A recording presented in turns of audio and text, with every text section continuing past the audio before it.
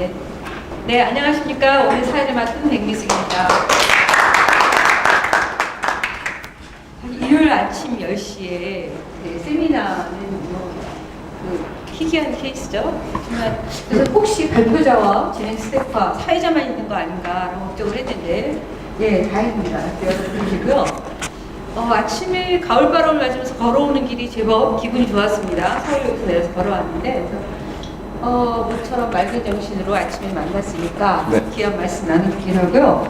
오늘 첫 번째 발표자부터 우선 소개해드리겠습니다. 사실 오늘 아침에 첫 번째 발표자는 오늘 이번 학술 심포지엄에 문자 있다 세계 문자 심포지엄 네 번째 그 주제인데요. 기조 강연을 해주실 선생님은 학술 감독을 맡으신 구현상 선생님입니다. 네, 감사합니다. 그 선생님은 오늘 문자는 기억하지 않는다라는 주제로 강연을 해주실 것이고요. 그다음에 이어질 두 번째 순서는 선생님 잠깐만 일어나서 같이? 우리 두 번째 발표자 이동욱 선생님. 선생님 앞으로 나오셔야 될 것 같아요. 갑자기. 예, 사진 찍어야 되니까. 예. 이동욱 선생님은 오늘 신라시대에서 비문자의 의미작용 체계라는 제목으로 발표를 해주실 거예요. 그래서 오늘 저희가 모셔서 귀한 말씀을 드릴 두 분의 주인공 선생님이십니다. 네. 시간 배정을 일단 발표를 각 30분씩 맡으셔서 10분에 시작을 하면 40분 정도에 끝나게 되고요. 그 다음에 발표 후에도 질문할 수 있지만 발표를 듣는 중간에도 의문이 있으시면 손을 들어서 적극적으로 참여와 대입을 해주시면 더 흥미있고 생동감 있는 발표가 될 거라고 생각합니다. 예, 그러면 선생님 시간을 잘 지키고 점심을 제 시간에 먹게 해주시는 것도 발표자의 미덕이라고 그러니까 잘 부탁드리겠습니다. 고맙습니다. 네.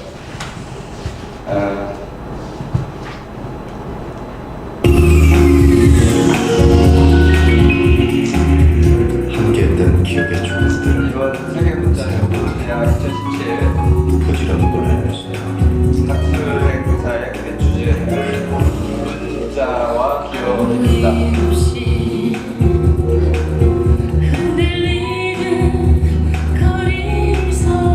나이를 먹으면서 기억이 가물가물해지고 사라지고 그런데 인류는 함께했던 기억의 조각들을 점점 더 행복해지는 것 같습니다. 부지런히 보내면서 무한대 저장 용량을 갖고 있다.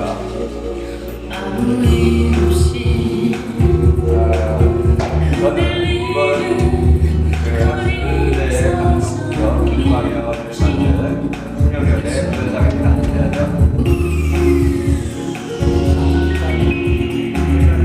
함께했던 기억의 조각 오늘의 주제가 선정된 이유는 2014년으로 거슬러 올라갑니다.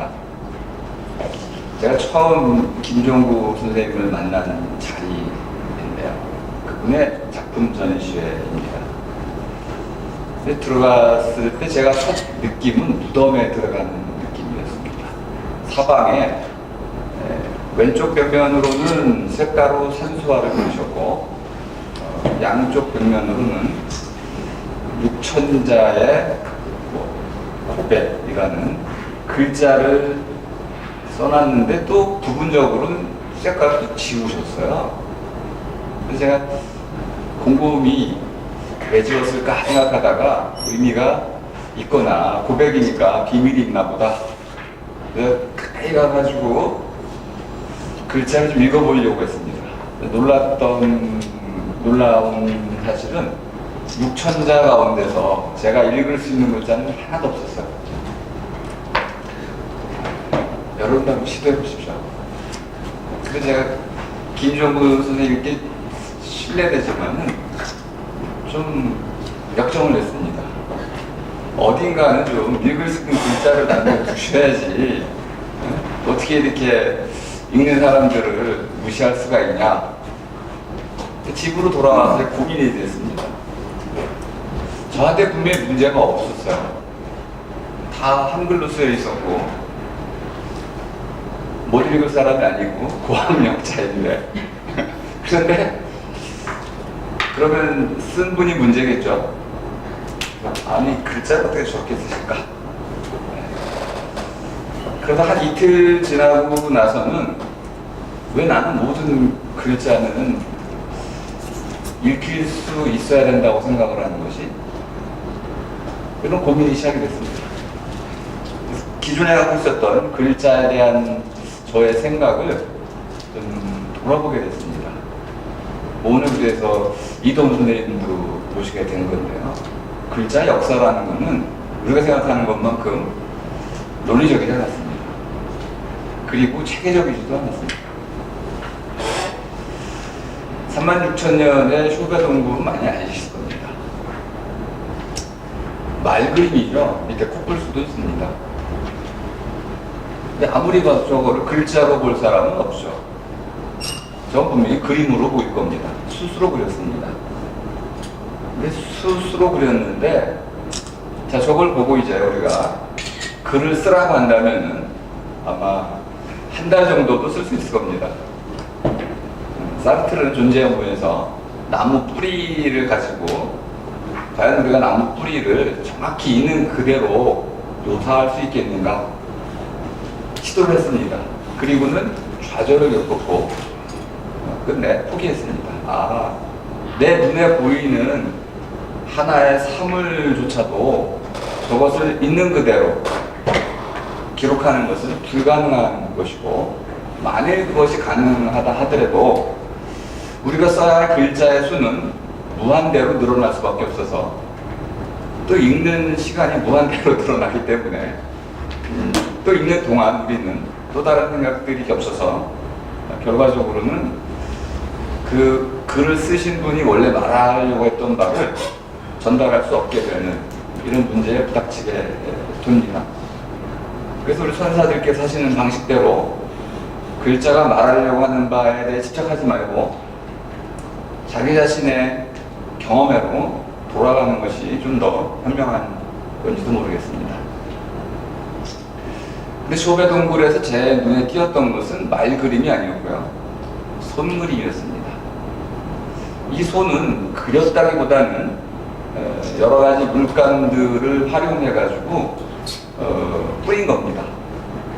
그러니까 색칠했다기보다는 손을 이렇게 두고 우리가 연필로 그리듯이 그려낸 뒤에 거기다 물감을 뿌려서 무늬를 새긴 거죠. 처음에는 그렸는데 왜 나중에는 새겼을까? 뿌렸을까? 아마 자기들이 그렸다는 것을 남기고 싶었을지도 모르겠습니다. 전 모르겠어요. 이 부분의 가장 중요한 부분이 모른다는 겁니다. 손이라는 것은 알겠습니다. 그런데 잘 보시면 현재 우리 인류랑 비슷하게 생긴 엄지손가락도 있고요. 이거 분명히 현생 인류 호모 사피엔스입니다. 근데 위에 있는 손가락은요, 호모 사피엔스가 아닙니다. 저건 거의 유인원에 가깝습니다. 근데 분명히 도구를 사용했으니까 도구를 사용한 인간을 호모 하빌리스, 도구를 사용할 줄 아는 사람, 이렇게 명령을 이름을 붙였죠. 두 종류의 사람들이 나란히 한 동굴을 거쳐 살았다는 걸 알 수 있습니다. 근데 그들에게는 자신들이 누구인지, 왜 말그림을 그렸는지, 그리고 이 시기는 빙하기에 가까운 시기였습니다. 먹을 것이 없었죠. 고난의 세월을 보낼 수밖에 없었습니다. 밖에 나가면 포식자들이 있었고, 그들의 생활을 우리는 정확히 할 수는 없지만은 분명히 괴로운 생활이었을 겁니다. 그럼에도 불구하고 이러한 예술 작품을 그렸다는 것은 그들에게 분명히 문화라는 것이 있었다는 것을 반증해 주는 것입니다. 저 그림은 현대의 어떤 화가가 그려도, 그랬다고 해도 손색이 없을 만큼 완벽합니다. 그리고 원근법도 살아있습니다.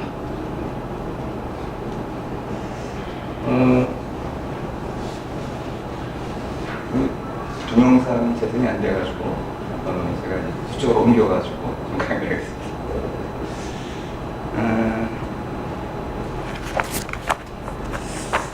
우리 교재 주제가 있는데요. 발표집의 83쪽을 잠깐 봐주시면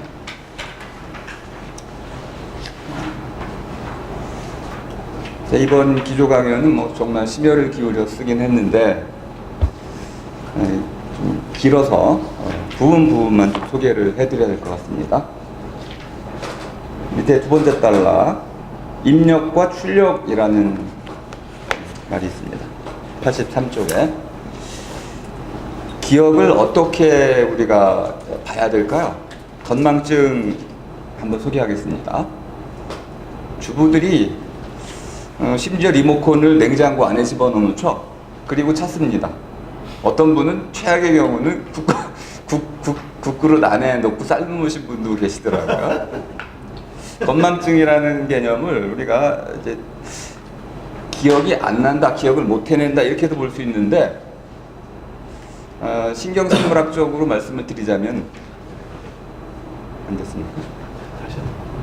네. 신경생물학적으로 말씀을 드리자면은 입력이 안 됐을 수도 있습니다. 출력만 안 되는 게 아니고 입력도 안 될 수도 있습니다. 왜 그러냐면 그걸 이제 보여주려고 했던 건데 아까 잠깐 좀 했던 것 같습니다.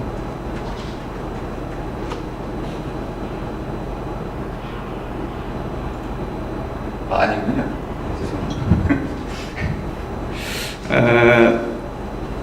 우리 뇌의 구조는 뉴런 시냅스들이 부스팅, 활성화되는 방식을 통해 가지고 연결이 됩니다. 그런데 시냅스들 사이에는 뉴런과 뉴런 사이에 시냅스는 비어 있습니다. 그 비어 있다는 것은 무엇인가 그 둘 사이를 다른 방식으로 연결되는 알고리즘이 있다는 거죠. 그것이 신경 전달 물질이라는 겁니다. 그 신경 전달 물질이 뿌려져야만, 뿌린다고 표현하겠습니다. 또는 불 붙는다라고도 표현합니다. 보통 뇌과학에서는 부스팅이라는 표현을 사용하고 있습니다. 도화선을 떠올리시면 되겠습니다. 불똥이 딱 튀면 수만 개의 도화선이 불타오르게 됩니다. 연결이 되는 거죠. 하지만 불타오르고 난 뒤에는 순식간에 사라집니다. 그러니까 하나의 시냅스 말단과 다른 끄트머리가 서로 이어지는 과정인데요. 그러면 전달 물질을 받는 쪽은 부풀어 오르게 되고 부풀어 오른 채로 남게 됩니다. 이것이 기억이라는 현상이죠. 그러면 신경 전달 물질이 뿌려지고 또 말단이 부풀어 오르는 것이 입력이라고 볼 수 있습니다. 근데 이 입력이 되려면 편도체의 도움을 받아야 됩니다.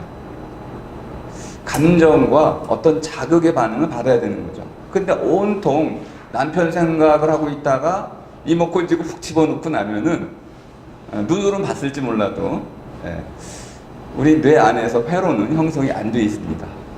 단기 기억조차도 형성이 안 되기 때문에 실제로는 기억을 안 한 거죠. 당연히 그것을 끄집어낼 수도 없습니다. 그러니까 이거는 우리가 집중, 포커싱이라는 개념으로 말을 바꿀 수가 있겠습니다.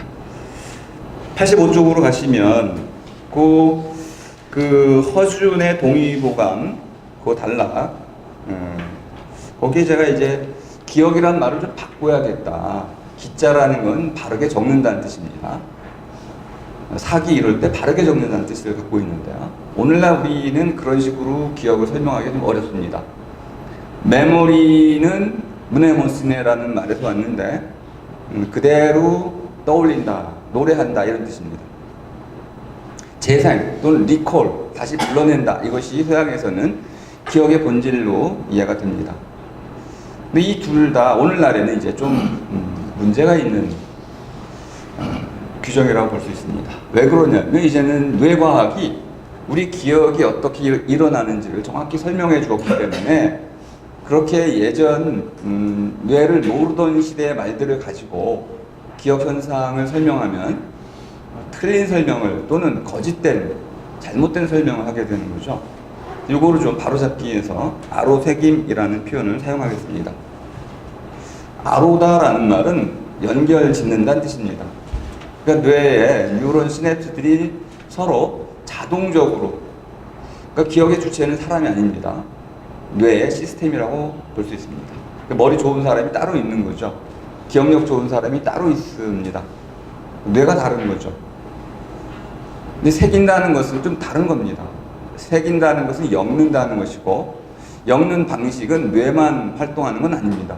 여기에는 자기의 이전의 기억들, 그리고 엮는 방식들, 말 또는 경험 또는 주변에서의 어떤 이러한 경력, 이 모든 것이 한데 아우러져 가지고 엮어냅니다. 그러니까 얼러지는 과정은 자동적으로 감각기관과 뇌를 통해서 자동적으로 이루어지지만은 새기는 과정은 감정과 언어와 문화, 그리고 본인의 목표의식 등 의식이라고 하는 이런 것들이 모두 작용해서 결과적으로는 완벽한 기억을 가질 수 있느냐 없느냐가 결정이 된다고 볼 수 있습니다. 자, 86쪽으로 오시면 제가 재미난 질문을 하나 해놨는데요. 여러분들은 물고기가 기억을 할 수 있다고 생각하시나요? 근데 나쁘다고 그러던데요. 네, 3초 뭐 이런 속설들이 있습니다. 그래갖고 건강증 심하면 붕어냐 이래서. 금붕어. 예. 근데 그 머리 나쁜 물고기들이 어떻게 이렇게 오래 살아남을 수 있었죠? 나무는 어떤가요? 그걸 안 하면 또 오래 살 수 있지 않을까? 그럼 인간은 왜 기억을 발전시켰을까요? 인간이 사람이 기억을 발달시킨 이유는 생존에 유리하기 때문에 그런 것이죠. 그럼 물고기에도 그대로 적용할 수 있습니다. 머리 나쁜 물고기가 있고, 어릴 때 왜 고기 잡아보셨잖아요. 머리 좋은 물고기들은 잽싸게 도망가고요. 머리 나쁜 놈들이 잘 잡히죠. 개도 그렇죠. 개 이불을 덮어놓으면 순식간에 빠져나오는 개가 있습니다. 거의 IQ 70 수준입니다. 근데 그 안에서 뱅뱅 돌다가 못 나오는 개도 있습니다. 머리 나쁜 개가 있죠. 제 얘기 핵심은 기억이라는 것은 뇌에서 일어나는 사건이라는 겁니다. 뇌의 구조에 결정적으로 의존해 있는